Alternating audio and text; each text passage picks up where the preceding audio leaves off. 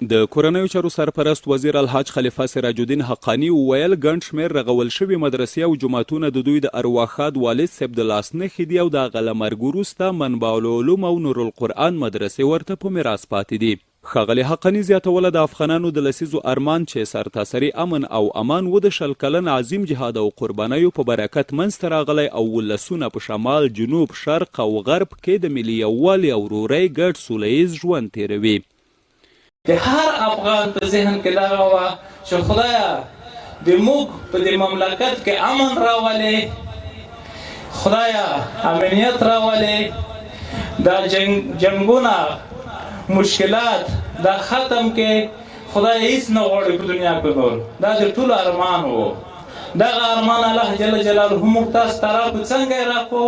د څه شي په نتیجه کې راکړو؟ د یوه سپېڅلې قربانۍ په نتیجه کې راکړو. سرپرست وزیر ملت ته په خطاب کې دا هم وویل موږ ته لږ وخت نور هم راکړی، د نظام خیر غوښتونکي جوړ شي او که خدای مکړه دا نظام نه وي نو پر افغانانو به بیا بهرنیان واکمنان او ازادي به یې سلب وي. ورته مهال د کډوالو او راستنیدونکو چارو سرپرست وزیر خلیل الرحمن حقانی په خپلو خبرو کې وویل یو شمېر خلک اوس هم لګیا دي چې افغانان په ژبه، قوم او سمت وویشي او د ولسونو ترمنځ د کرکې او بیلتون فضا رامنځته کړي چې دا د دوی خپل نظرونه او شخصي ګټو ته میلان په ډاګه کوي. خلیل الرحمن حقانی زیاته کړه هیڅ چاته به د اوسني اسلامي او شرعي نظام پر وړاندې د بغاوت او ضد حرکت او فعالیت اجازه ورنه کړي.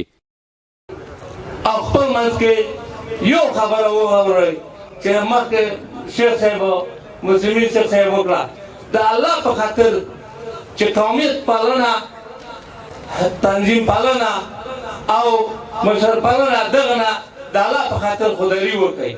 هر هغه څوک چې دا کار کوي هغه تباه او برباد.